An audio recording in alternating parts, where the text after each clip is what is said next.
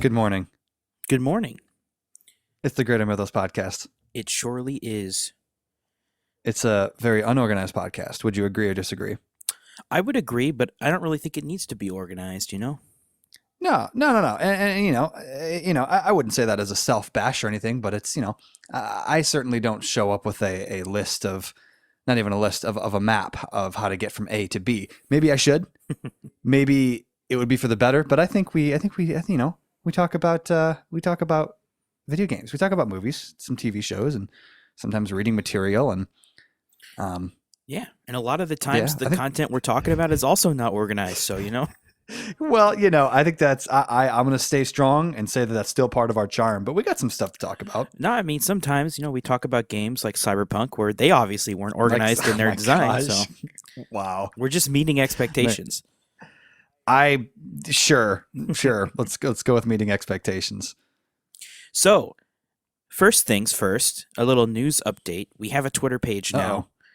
Yes. So I'm going to start linking it in some of the things, and we can try to find a way to start updating the Twitter page with our uploads. We'll figure that out. Wonderful. But we have it now, so no one can steal the name from us. It's there. Wow. Can you imagine a world where people would steal anything that wasn't theirs? Can't believe it, man. But anyway, can't believe it. That was all it for the news updates, the non-entertainment stuff. We only had one. One and done. But something that I love it. We both watched recently was Godzilla versus King Kong. They fought. They didn't hug. They didn't fist bump at the end of it. They just had a spat. Some would say one, took the W and one did not. And I'd like to know who you thought took the W. I think it was Godzilla in the end. I mean, they kind of... I would agree with you. That very end there. I mean, Kong didn't really give up or anything, but he was kind of beaten. But at the same time, I guess Godzilla has more experience. He's fought a lot more monsters than Kong has. So... Sure. Well, so let's do this. Let's do this for the sake of whatever. We'll go full spoilers. Mm-hmm. So if brother Chris is listening and he's like, "Yo, I want to go see Godzilla versus Kong," turn this off, you fool. I don't mean the fool part. What did you think? What were your thoughts? You watched this last night. Yeah, it was really good. The monster fights are as epic looking as always. It was definitely reminiscent of Pacific Rim and the other, which I haven't seen. You should. The first one. Don't watch the second one. I've heard that exactly. I think that's just fact at this point. So, yeah, it was really good. I think the whole storyline with the one I don't even know her name. That's how unimportant she is to the movie. Those three people that they go off on their own and try to infiltrate Apex. Yeah. Sure. Millie Bobby Brown from Stranger Things. It all culminated in them just stunning the robot for a second. That was their whole storyline culminated to that 1 second of the movie. And I was like, what's even the point to show us more monsters fighting? But it is what it is. I don't even remember them stunning Mechagodzilla, right? That's what we're talking about. The big reveal, which side note, going into this film that I was very excited to see for my own personal reasons. That was the only thing that I had spoiled for me was that Mechagodzilla was a thing, only because I get email updates from, what are they called? Big Apple Collectibles. It's a website. They have Funko Pops. And so they had one of Mecha already? And they're like, pre-order Godzilla vs. Kong Mechagodzilla Funko Pop. And I was like, oh, that's... that's bad. They shouldn't have done that. That was information that I could have gone without. Yeah, I didn't... I don't even remember them doing that. I didn't even know it was coming. It was a cool surprise. I liked the design. I like the fight with Godzilla and all that, and they actually stayed true to the design too, like the missile launchers on the shoulders, and because even in the old Godzilla fighting games, the Mechagodzilla could do that stuff. Sure. So they stayed true to it, which was cool. Obviously, there was fans of the media on the team that made a movie, so that was cool. But yeah, it is cool. The human parts are I just don't care. The only one I liked, the only human in the entire movie that was important was the little girl, because she could talk to Kong, and that was cool. Through sign language. Right, and they actually put some emotion into the movie with that. But the rest of the characters I could care less about, and I think most people probably feel sort of that way. So let's dive into that real quick, because a lot of the criticisms, if that's what you want to call them, which is probably the kindest thing you could call them, the criticisms that have come around Godzilla 2014, maybe not so much Kong Skull Island, but Godzilla King of the Monsters and Godzilla vs. Kong, is that people say, oh, monster action's great, super cool, but then we get ripped away for the crappy human story beats. To which some of the retorts are, well, it would be super expensive to CGI the whole movie to just be big monster fights, so they have to kind of funnel in a human storyline. And I'm not sure if we talked about this last time or any other point, but going into these types of movies, I almost kind of expect there to be that kind of filler, if that makes any sense. But also, I don't go to a movie for those fillers. I go for the monster action, which I know is going to be in there one way or the other. So I say all that to say, with all that in consideration, I didn't think that the human stuff was that bad in this. I thought, ready for this resounding accolade? Is that what I was trying to say? I don't know. Declaration? My brain shut down for a second. I almost fell out of my chair. Yeah, declaration. Man, I totally lost my train of thought. That's embarrassing. Oh, I thought they were good enough. See, I would say they're better than they were in the Godzilla King of the Monsters. And you watched that recently, right? Yeah. Somewhat recently? They were just atrocious in that one. In fact, they were almost insultingly bad. Because they were like insulting. Like insulting the viewer's intelligence, like boiling down the entire plot of the movie to eco-terrorism. Like, it's overdone. Yes. So overdone. Save the planet. So, but then in this movie, they weren't like insulting and they weren't that bad. They were just kind of tolerable. But my problem with it is, if we start praising when it's tolerable, right, then they're getting away with it. Because, yeah, animating a movie is expensive, but there are studios who animate an entire movie. So, right. But also, that was the whole point of this film. Right. So I feel like they should have if we had just had a movie that was just animated all of them and have like a few human parts to tie it together. Honestly, the other human parts, the one lady who her entire point in the movie is to be like a mother to the daughter who can't speak. Like she right. has no other point to be there. Well, she was like what they showed that. Yeah, she's the really Kong Whisperer, but her daughter's the Kong Whisperer. Kong Whisperer. Her daughter's the real Kong Whisperer. We can all be Kong Whisperers, okay? Really quick, what I meant to say a few moments ago when my brain shut down and I almost fell out of my chair was, I meant to say the human story beats were interesting enough. And I guess, and again, I know that's not like high praise, but because a big part of this film is that they're trying to, and full transparency, I can't remember the exact reason why, but one big story beat is that they're trying to get Kong to the center of the earth, journey to the center of the earth, to the hollow earth, to get him home. I can't remember why they were trying to get that. Okay, so yeah, refresh my memory. I saw it like 2 days ago. The plan was, and just tell me the plan. For future reference, those human ones are kind of necessary to the plot. I'm merely talking about like the three other people that were going off on their own adventure. The Kong Whisperers. They're fine. Oh, you're talking about Millie Bobby, the two kids, and the monster theory, conspiracy theory podcaster. That's so good. He was funny. So good. He was funny, but that was about it for them. They had no plot significance. But side note, that was the guy in Joker. Did you remember him? He was in Arkham when Arthur went to go get those papers and he like was pulling him away from him. That was that same guy. Oh, interesting. Anyway, continue. Sorry. Yeah. So the plot was they were trying to get to the center of the Hollow Earth to prove that it actually exists. Of course, the corporation Apex that was funding them really just wanted to get to the power source at the middle. Right. But they couldn't get there. They needed someone to lead them there, so they used Kong to lead them there. But the other problem was that they couldn't get there because the gravity shifts and it would just crush you and you would die. Right. So they had Apex was like, hey, we have these sci-fi ships in 2021. Yes. Well, that's another thing. Really quick. Sorry to interrupt you. Do we know that this was taking place in 2021? Because that was another thing that another person I heard, they were saying the same things. Like we started in Godzilla 2014 and now we have like spaceships. Well, I don't think they specifically said when this was taking place. They didn't, but all the other technology looks are Modern day-ish. except for the Apex Yeah. stuff, which is just like standard super wealthy corporation has better technology than everybody else bit, which, you know, it is what it is. But It is what it I is. mean, it looked cool. I guess that's all it really is. And like I said, I was fine with that. Them taking the boats up and trying to stay away from Godzilla. That was a cool plot line. I liked. Right. Yeah. Then the fight on the boats, that was really cool. And kind of like joining forces with Kong to try to beat back Godzilla. That was cool. I liked it. Why is there always a pilot flying right at Godzilla to die? Like every movie. He swats one down every time.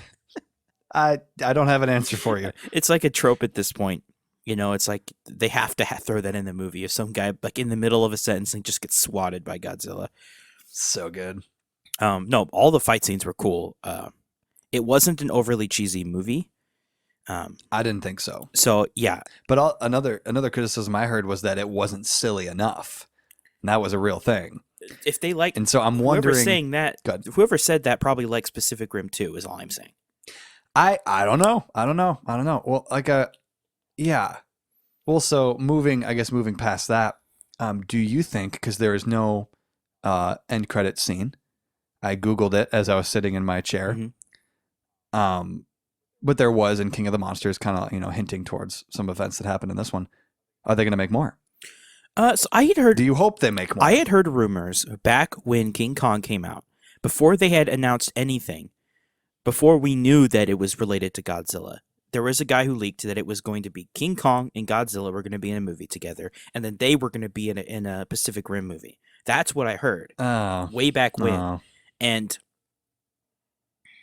so the leaker was half right. He got the first part right. So maybe they fast forward to the future to where Pacific Rim is, and Godzilla and King Kong show up, because I don't know. There's a lot of correlation between those two movies, and I think they're done by the same studio. I could be wrong about that. But which ones? Pacific Rim and the ones we've been. Are they both Warner Brothers? I think so. I could be wrong about that. In fact, let me look up who did. You look that up. Who did Pacific Rim? I've heard a good amount of good things about the first Pacific Rim, and I think I've seen bits and pieces, but there's just something about it that didn't really pull me in. And in fact, I think I'll tell you what it is that when I think about it and when I was watching it, I think I was literally thinking I'd rather be watching Godzilla or something, because that's just kind of what it feels it's hearkening to. And that's, almost what they were going to do in this movie, because they made Mechagodzilla to obviously be to put humanity back in the top apex place or whatever. And so the one guy was going to be the pilot, so to speak, but then he died. Well, that's another thing, is that the whole using a pilot and using a mecha is very similar to what they do in Pacific Rim, and it is Warner Brothers, right. So we could see a film where they come together. I do recommend that you watch through the first Pacific Rim all the way through. Trust me, even Chris liked it. So, brother Chris, yes, it's actually a really good movie, and if you like Godzilla movies, you'd like it. It's just the same thing. It's just the same thing. It is. It's just giant creatures fighting. This time there's robots, but this time there's robots. The second one's pretty bad though. Why is it bad? I haven't seen it, but like recently I've heard more than one person say that it's not good. Well, it's kind of hard to explain if you haven't seen the first one all the way through, but the best way I can... Is it execution, script? Well, it's like kind of how in Godzilla and King Kong movies have found this half serious, half comedy tone to their movies. The first Pacific Rim nailed it as well. It was very... they managed to avoid the cheesy, the corny route, that part. Pacific Rim 2 full dove into corny and cheesy, and it was just stupid all the way through. Like, you were just shaking your head, like cringing at the movie. And once you've done that to your audience, it's like, well, why even? It was like trying to sit through Sharknado is how bad it was. Oh, I haven't seen it. But you can understand, like, it's sure very, very movie. They try to take themselves seriously, and then the comedy bits and serious bits are always at wrong times, and it didn't work. Well, I'll say this as we wind down the Godzilla talk. My hope. Well, I heard someone else quote the director of these films, or at least this last one specifically, that because there was no end credit scene, did they plan on making more? Blah blah blah. He more or less said it obviously depends on how well this one does, and if fans of this, support it with their time and money and all that good stuff, that will obviously warrant whether a sequel is due or not. Not that this is the golden standard of movie reviews, but currently, Godzilla vs. Kong on Rotten Tomatoes sits at a 76 tomato meter, but 94% with the audience score. It's good. I mean, people are enjoying it. I enjoyed it. So that's pretty sweet. I certainly gave it my my ratings on there as well. So I'm sure that's what boosted it up. You know what I'm saying? Any final words on Godzilla? I enjoyed it. I hope they make more. And I think if they merge with Pacific Rim, I hope it's more the first Pacific Rim style and not the second one. Then that's really all I have to say about that. Is the first one where Idris Elba says we're canceling the apocalypse?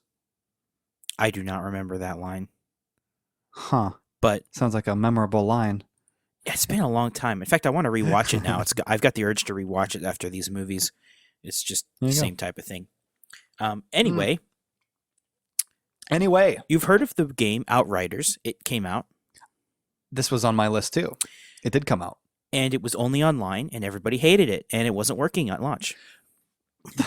Wait, what'd you say? It was only online? Is that what you said? It's DRM type games where you have to have an internet connection to play them, even when they're not multiplayer. Yeah. They had that in this, and it wasn't working. The servers kept shutting down, which means nobody could play the single-player game, which was really, really bad. So it's already getting Cyberpunk reviews, even before it's... Listen, man. Side note, sorry, the classic rabbit trails. I want to keep talking about Cyberpunk for some reason, but we shouldn't. I don't know why. It's just like the one that got away almost. But Outriders. I haven't heard a lot of that stuff, but I have played it. I have played accumulatively. It came out on Thursday, right? Ish, I think, or Friday, yesterday. I've probably put about 2 or so hours into it thus far, which for me, it's pretty good. I don't mind it. I don't mind it at all. It's it's nothing mind-blowing for me personally. I mean, there are some mechanics in there that I've certainly played in other games, and that's not saying anything new. Isn't it basically like a Destiny, right? It's like a Destiny? It's so I've heard some of the guys I listen to, they kind of equate it to a gosh, what do they say? They say Mass Effect / Gears of War / Diablo. Interesting. Yeah. So you haven't played it yet.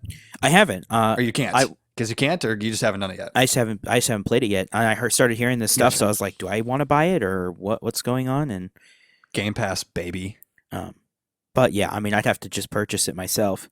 But this kind of brought up the fact that why are companies still doing this DRM only nonsense? Because every game that comes out with it ends up flopping. Why would you hurt your sales? Even if you succeed in the end, why would you hurt your sales that way?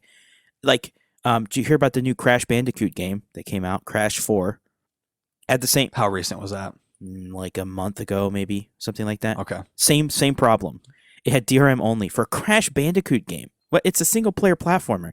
And then modders cracked the DRM only literally the next day. They were like, we hate this so much that they fixed it. So if you buy the game on PC, you can just go and get the crack and play the game without it. And the developers were all upset about it, but it probably benefited their sales, honestly.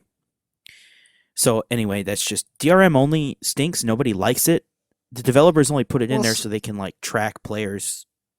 Well, and so that's what I was going to say. You opened with the wonderful question of why do developers still do this? That sounds like a question that I should be asking you, as I would assume you're a little bit more well versed in that mechanic and why and how and all that nonsense. So there are games, I believe Ghost Recon Wildlands was like that. I think, is Destiny the same? Or is Destiny more, they have that separation? No, you have to, because, and it makes sense in a multiplayer game like Destiny. Like, you don't realistically play that game solo very often, you know? It's meant for a multiplayer, and that's fine. Right. If the game is multiplayer focused and centric and it's online only, sure, whatever, I don't mind it. because you kind of need to be able to track player stats and stuff and all that. But if it's a single player game predominantly, and you put DRM only nonsense into it, all you're doing is alienating people who are playing it for the single player. And there's nobody who's going to say, I want to play this game because it's online only. There's not a single player in the world who's that way. The reason they... Well, I mean, go ahead, sorry. The reason that they do it on a technical level is it allows them to track player behavior in the games. It also allows them to add bonus features to the game, like connect it to leaderboards or whatever they want to connect you to while you're playing the single player game. And that's all fine. And you can add that stuff to your game, and some people will appreciate that. But all you have to do is have a connect to online button on the main menu, like most the games that do it right have. Like, for example, Dark Souls is an example of this. You can play the game offline or online, and you have the option to select that at the main menu. The game is the same both ways, but if you play online, other players can invade your world and attack you, and you can do the same to them. Or you can summon players to help you. So they add these features that people really love about the Dark Souls games, but you don't have to have them, and you don't have to have an internet connection to experience the game, whereas some games do it the opposite. So the reason that they do it is because they're trying to force the game to be a certain way, and also a lot of the times it's so they can connect you to a cash shop to make more money off you. A lot of times it's financially based, and if you're not connected, you wouldn't be able to see it, so they force you to be connected, which... pretty unethical, if you ask me. Well, yeah, and I mean, you made the comment, and I don't think this is exactly what you meant, but I can't remember exactly what you said either. Something like, who's only playing a game to play it online or whatever. Well, obviously there are some games that are only made for online, like Siege. Like they have like a practice mode or whatever, but that's kind of an afterthought. Siege, like the Division? I think that's mainly online too. No, I think you can kind of play by yourself. And that's not really what I meant. I meant that who's playing a single player game like over other single player games because this one's connected to servers, you know? Like it doesn't add anything. Like no one said, okay, I am buying Persona 5 because you can connect to the Thieves Network and see what other people chose for their answers on certain questions. Like, what? Like, it's a very... No one picks a game over something minor like that. Now, yeah, there's online-only games like MMOs or first-person shooters or games that are meant to be played online.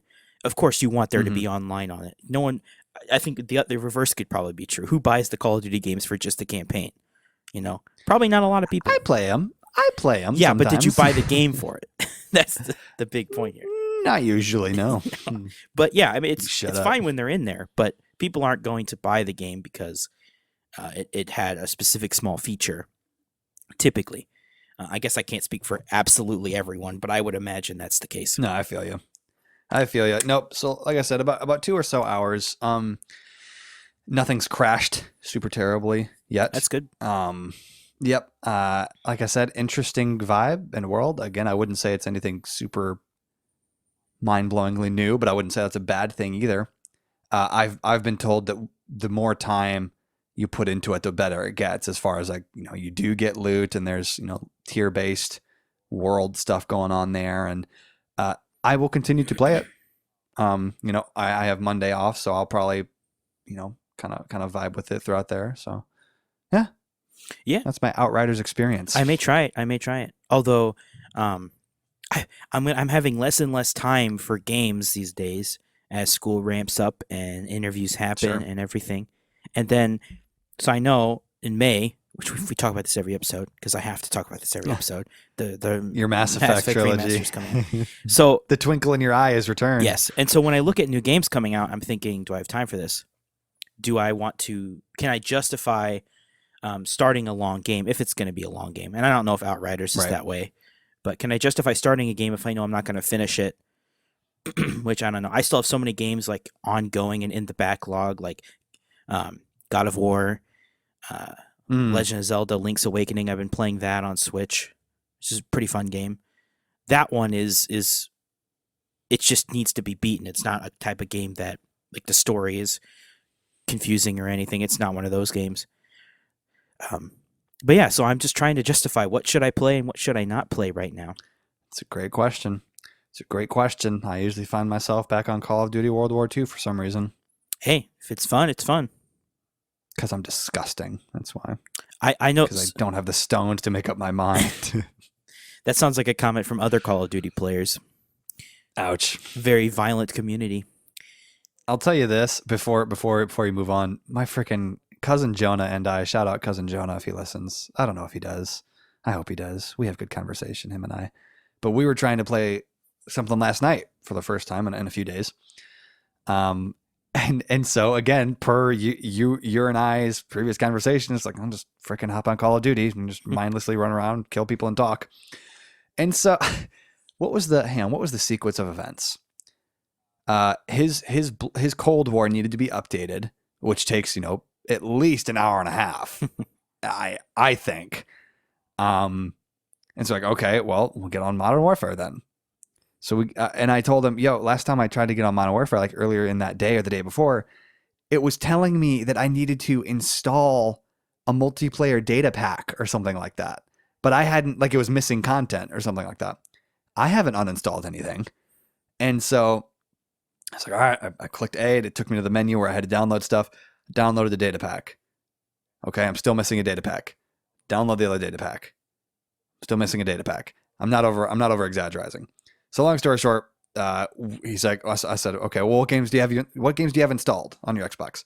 He needs to buy a separate hard drive, by the way. He's using the stock one. Poor him. And he's like, oh, well, I have Battlefield 5. And I was like, I have Battlefield 5 too installed. Let's just get on that. Like, let's just get on. Let's just grind something out. And it was at that point where I'm not making this up, where I had realized that literally yesterday morning, hand on my heart, I uninstalled Battlefield 5 for no reason. And so, we just had a heck of a time trying. So then I hopped on Outriders, and then he did something else, and we're still talking. And I don't remember why I started talking about that. But anyway, you're going to say something better, probably. No, yeah. Cold War definitely has some flaws with the way that you play. Like, you launch the game, you've downloaded the entire game, you launch it, and then it has to do all these texture pack things or whatever, and that takes forever. Even on PC, it's like, you'd think that no other game does this because they put this into the install. They don't put it on the main menu. You'd think so. And it's just bad design, honestly, because I think the game was a little rushed. They didn't have time to pack it in or anything. But sure, I uninstalled it eventually because it was hogging up hard drive space and I wasn't playing it frequently enough.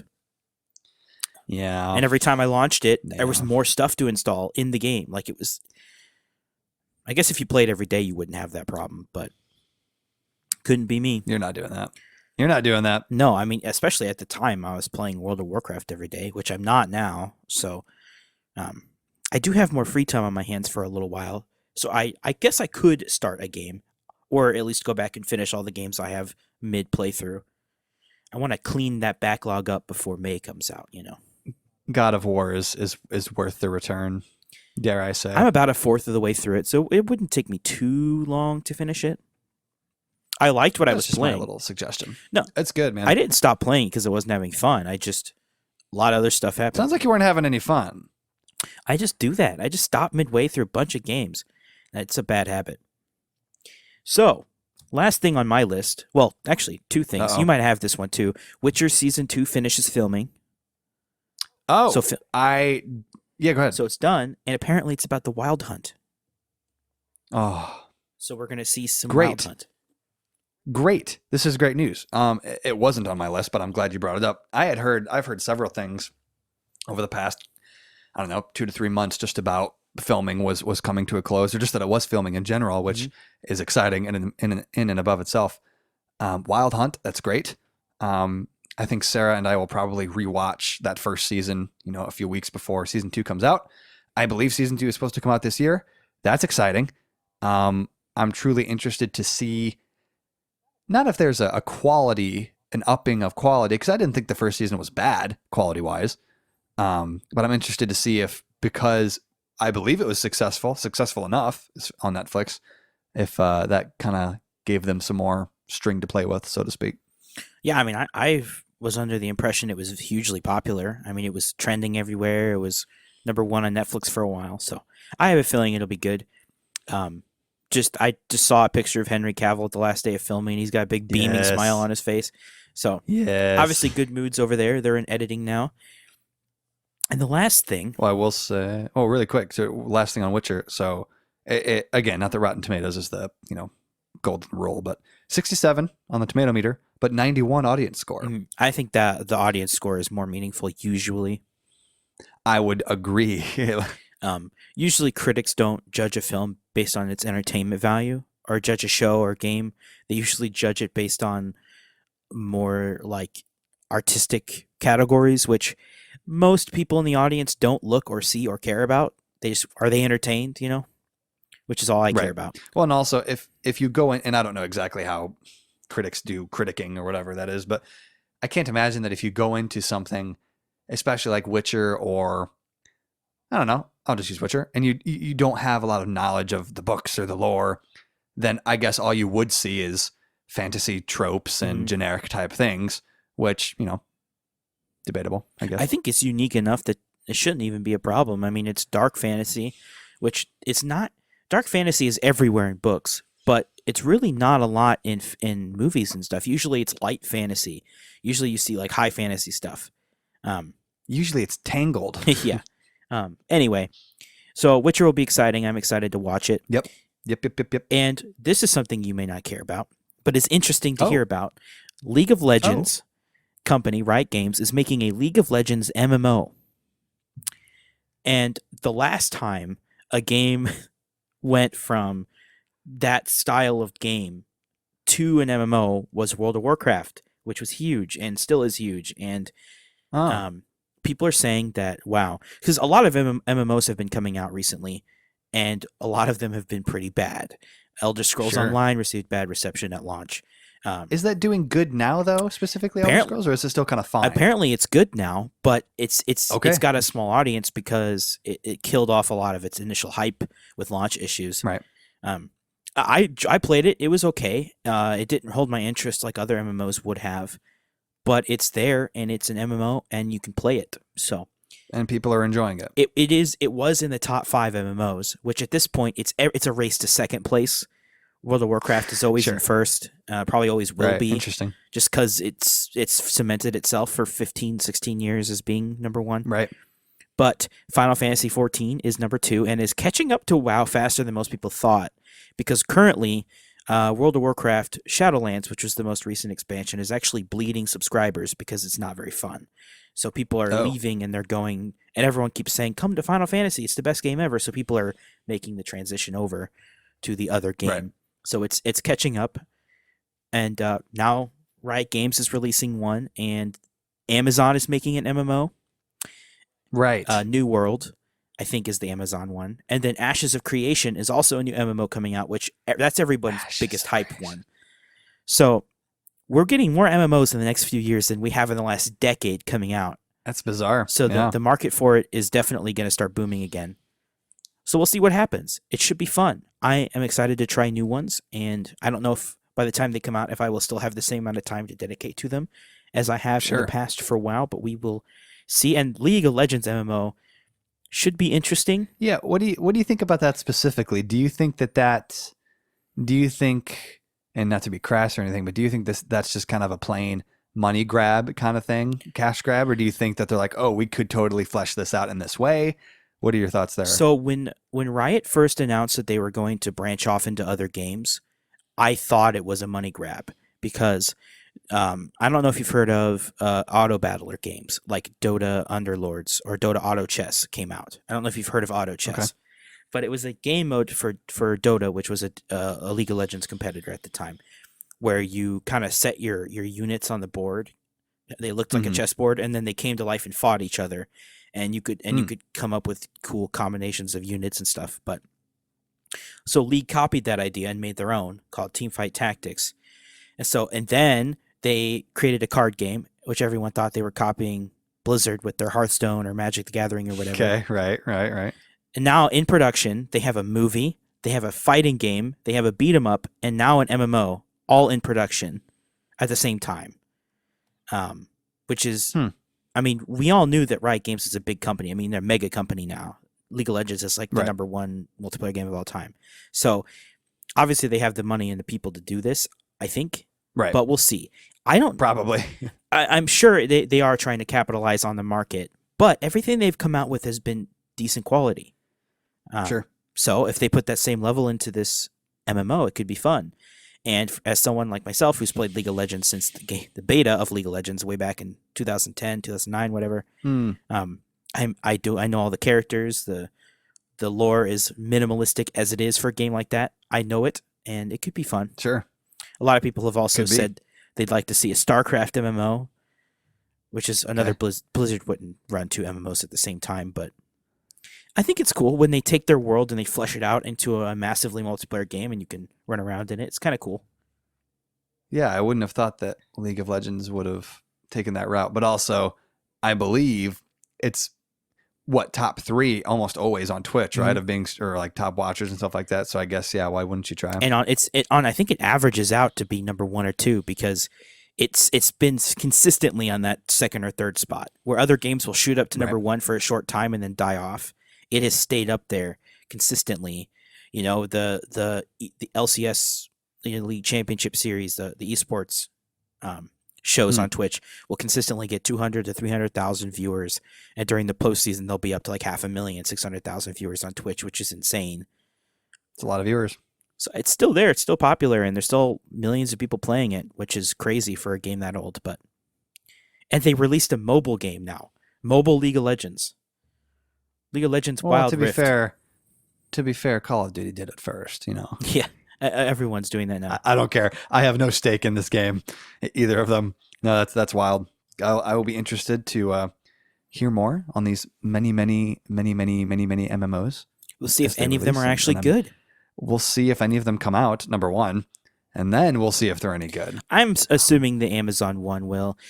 They're literally throwing them money to make this game. I mean, but also, didn't they put out a game recently, or maybe it was a battle royale specifically, and it was not well received, and then they shut it down.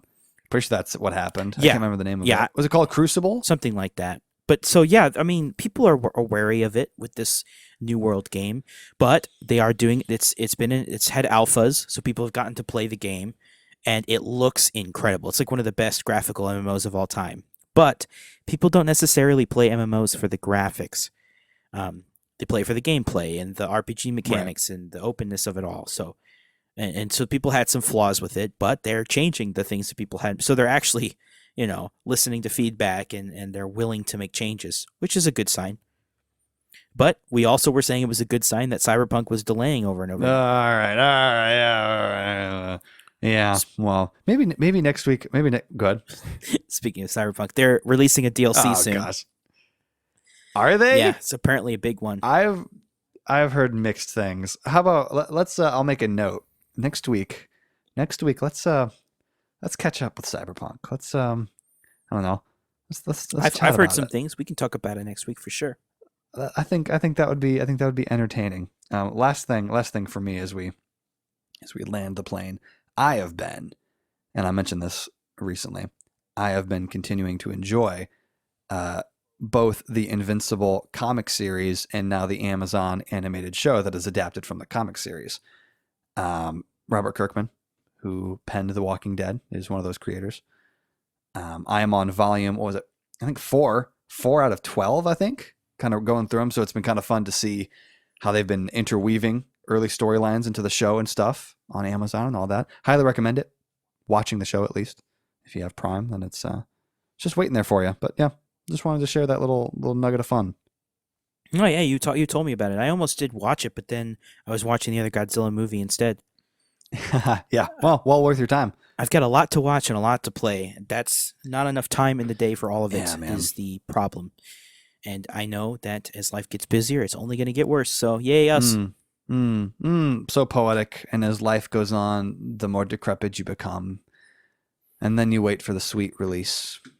Anyway, this has been the greater... what? Of retirement. Sweet release. Yeah, sure, of retirement.